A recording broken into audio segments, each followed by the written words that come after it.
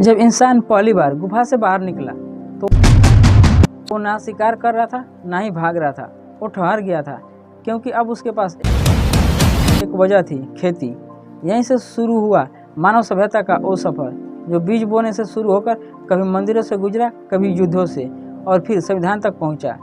लेकिन क्या वाकई हम इंसान बन पाए हैं या फिर आज भी लड़ रहे हैं उन्हीं पुरानी दीवारों से? जानिए पूरी कहानी इंसान के ठहरने से राष्ट्र बनने तक इस वीडियो में। जब इंसान पहली बार गुफा से बाहर निकला, जमीन पर ठहरा, वह दौड़ रहा था, ना ही शिकार कर रहा था और ना ही अगली मंजिल की तलाश में भटक रहा था। वो बस ठहर गया था क्योंकि अब उसके पास एक वजह थी ठहरने की, खेती करने की। यह वो दौर था जब इंसान ने पहली बार आसमान की ओर नहीं धरती की ओर देखा। अब उसे समझ आने लगा था कि बीज क्या होता है, कैसे मिट्टी में डालने से पौधे उगते हैं और कैसे वक्त के साथ वह अनाज बन जाते हैं। इसी खोज ने सब कुछ बदल दिया। अब उसे हर दिन जानवरों के पीछे नहीं भागना था। अब वो अपने खेतों को जमीन में उगाने का और बीज बोने का काम करने लगा। इंसानी इतिहास की पहली कड़ी कृषि क्रांति थी। क्रांति शिकार से भरे अस्थायी जीवन की जगह अब अस्थायी जीवन से लेकर इंसान ने अपने असली जगह चुनना शुरू की। नमस्कार दोस्तों, आज मैंने वीडियो बनाया है इंसानी के बारे में, यानी कि इंसान कैसे गुफा से निकलकर एक राष्ट्र बनाने तक के सफ़र को तय किया। तो चलिए वीडियो को हम शुरुआत करते हैं। नदियों के किनारे उपजाऊ धरती और मौसम के अनुकूल ज़मीन। जब इंसान ने ठहरना सीखा तब उसने अपने लिए घर भी बनाना शुरू किया। शुरुआत में यह घर मिट्टी के घास फूस के पत्थरों से बनाए गए छोटे छोटे ढांचे थे, मगर यह ढांचे सिर्फ शरीर को छांव देने के लिए नहीं थे, बल्कि यह नई सोच, एक नई प्रतीक बन गए थे। अब इंसान ने समझना शुरू किया कि अकेले जीना मुमकिन नहीं है, सामूहिक जीवन यही अब उसका नया तरीका था। परिवार बने, फिर समाज और समाज से निकले। पहले गांव, यहीं से शुरू हुई थी एक नई यात्रा संगठित मानव सभ्यता की। जब समाज बना तो ज़रूरतें भी बढ़ी और हर कोई काम नहीं कर सकता था। कोई खेती करने लगा, कोई बर्तन बनाता, कोई कपड़े और कोई जानवर पालता। यहीं से काम बांटने का बंटवारा धीरे धीरे चालू हुआ। सिर्फ काम तक सीमित नहीं रहा, अब तक यह पहचान बनने लगा था। कौन खेती करता है, कौन पूजा करता है, कौन लड़ाई करता है, और इन सब का निर्धारण अब जन्म के आधार पर होने लगी। यहीं से हुई जन्म जाति व्यवस्था का पहला बीज। शुरू में काम बंटवारा एक सुविधाजनक तरीका था समाज चलाने की, लेकिन जैसे जैसे इंसान ने सत्ता और संपत्ति को समझा, वैसे वैसे इस व्यवस्था में भेदभाव आने लगा। अब कोई ब्राह्मण, कोई क्षत्रिय, कोई वैश्य और कोई शूद्र कहलाने लगा। और सबसे खतरनाक बात यह है, पहचान अब किसी के काम से नहीं, उसके जन्म से तय होने लगी। यही वो मोड़ था जहाँ समानता की अवधारणा टूटने लगी। जातियाँ अब न केवल सामाजिक ढांचे का हिस्सा थी, बल्कि मानव मूल्य भी उनसे जुड़ने लगे थे। खेती ने इंसान को खाना तो दिया, मगर साथ ही दिया संपत्ति का एहसास। अब लोग अपनी जमीनें, जानवर, बीज और अनाज बचाकर रखने लगे। यानी अब कोई अमीर, कोई गरीब। यह पहली बार था जब संपत्ति के आधार पर भी समाज में फर्क नजर आने लगा, और यही फर्क बाद में बदल गया वर्ग संघर्ष में। गांव अब छोटे छोटे पड़ने लगे थे, जरूरतें बढ़ रही थी, लोग बढ़ रहे थे और साथ में बढ़ रहा था व्यापार। अब इंसान सिर्फ इसी अपने अनाज ही नहीं उगाता था, वो दूसरों को बेचने के लिए अदला बदली करने लगा, संग्रह करने लगा था। यहीं से जन्म हुआ पहले बाजार का, और जब बाजार बड़ा होने लगा तब उसके चारों ओर एक नया निर्माण शुरू हुआ। पहले शहर वो शहर जगह थी जहाँ अब सिर्फ जिंदा रहने की नहीं, बल्कि विकास और सपनों की सोच थी।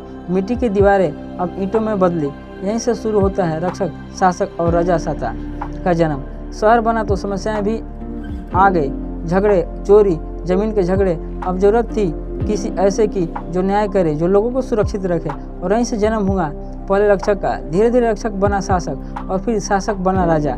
अब एक सत्ता व्यवस्था तैयार हो रही थी। जो जमीन ज़्यादा रखे वो ताकतवर, जिसके पास फौज हो वह शासक, जो दूसरों पर हुकूमत करे वही कहलाए राजा। यही वो पल था जब लोकतंत्र नहीं राजतंत्र पनपने लगा। हर कोई अब किसी न किसी राजा के अधीन था। जरा सोचिए, अगर इंसान खेतों में काम कर रहा है, घर बना रहा है, समाज में रह रहा है, तो वह सब कुछ कैसे समझ रहा होगा? ज़रूरत थी किसी माध्यम की, और यहीं से जन्म हुआ भाषा का। शुरू में भाषा संकेतों से बनी, हाथ हिलाना, इशारा करना, ध्वनि निकालकर। फिर धीरे धीरे शब्दों ने जन्म लिया। यही वो शब्द थे जिनमें भावना भी थी, अर्थ भी और जैसे ही भाषा आई इंसान ने सीखा अपनी कहानी कहना। हर बार जब इंसान को कुदरत ने हिलाया, आंधी तूफान, सूखा, बीमारी और डर, और जब डरा तब उसने सोचना शुरू किया, यह सब कौन करता है। यहीं से जन्म हुआ धर्म का।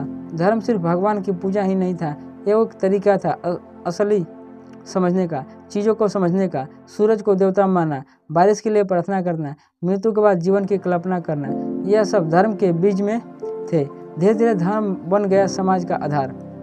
कौन क्या खाएगा, किसे शादी करेगा, किसे नहीं, अब सब यह धर्म से तय होने लगा। संस्कृति के जन्म, जब इंसान ने हम सोचना शुरू किया, भाषा, धर्म, परंपरा, रहन सहन, यह सब मिलकर बनी संस्कृति। अब हर इलाका अलग अलग दिखने लगा। कहीं मछली मुख्य भोजन थे, कहीं अनाज, कहीं मिट्टी के घर बनते थे, कहीं पत्थर के।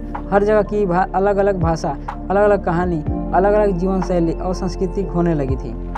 वो आईना थी जिसमें समाज खुद को देखता था, और यहीं से संस्कृति हजारों साल बाद में हमें आज भी जोड़ती है। लेकिन जैसे जैसे समय गुजरता गया, इंसान की ज़रूरतें भी बढ़ने लगी। अब वो सिर्फ उसे खाना और छांव नहीं चाहिए था, उसे चाहिए था ज्ञान, कुछ जानने की, समझने की और सिखाने की इच्छा। यहीं से शुरू हुआ जन्म शिक्षा का। शुरुआत में शिक्षा जिंदगी से मिलती थी, खेतों में काम करके, जानवरों को पालकर, मौसम को देखकर। लेकिन फिर किसी ने पत्थर पर कुछ उकेरा, किसी ने दीवार पर कुछ चित्र बनाए, और इंसान ने पहली बार ज्ञान को अस्थायी रूप दिया।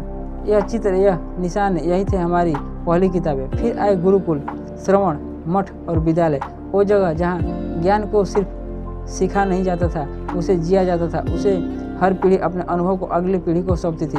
यही थी परंपरा, जो सिर्फ रीति रिवाज नहीं बल्कि समाज के अनुभव का संग्रह करती थी। कहानी अब सिर्फ दादी नानी की नहीं रही। राजा क्या करता है, कौन सी लड़ाई लड़ता है, जीतता है, कौन सी हार जाता है, यह सब दर्ज होने लगा। लेकिन जैसे जैसे सभ्यता आगे बढ़ी, इंसान ने सिर्फ जमीन को नहीं, अब एक दूसरे को भी जीतना शुरू कर दिया था। अब लड़ाइयाँ सिर्फ जानवरों के लिए नहीं थी, अब वो इंसानों के बीच भी जमीन के लिए, सत्ता के लिए और पहचान के लिए। यही थी इंसानी सभ्यता की अगली परछाई। युद्ध के कुछ लिए यह वीरता थी, कुछ के लिए त्रासदी, लेकिन हर युद्ध ने पीछे छोड़ा सिर्फ एक चीज़, बदलाव। हर युद्ध के बाद दुनिया बदली, नक्शे बदले, भाषाएं बदले, और साथ में बदले इंसान के सोचने के तरीके।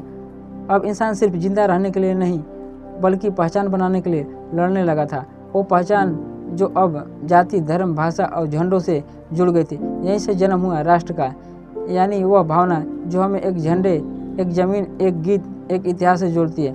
पर राष्ट्र सिर्फ सीमाओं से नहीं बनता, वह बनता है लोगों से, उनके संस्कृति से, उनके सपनों से। जब लोगों ने अपने लिए साझा सपना देखा, तभी बना देश, और सपने की रक्षा के लिए जन्म हुआ संविधान का वो दस्तावेज जो बताता है कि वह एक समाज कैसे चलेगा, जिसे क्या अधिकार मिलेगा और क्या गलत होगा, क्या सही। लेकिन जैसे हर रचना की एक परछाई होती है, वैसे ही हर व्यवस्था में कुछ टूटन भी होती है। सपनों के बीच में भेदभाव फिर सिर उठाने लगे, कभी धर्म के नाम पर, कभी भाषा के नाम पर, कभी रंग, कभी जाति, कभी लिंग, कभी इंसान। सिर्फ फिर बंटने लगा, और यहीं से शुरू हुआ आधुनिक समाज का संघर्ष। अब खेतों में नहीं था, अब वो कोर्ट में था, संसद में था और सड़कों पर था।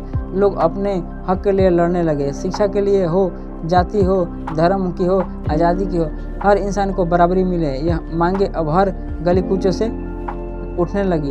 यही थे नए आंदोलन जो अब लगातार से नहीं विचारों से लड़े जाते थे।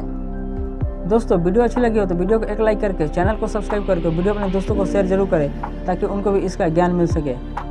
मिलते हैं तब तक एक नए टॉपिक के साथ। जय हिंद, जय भारत।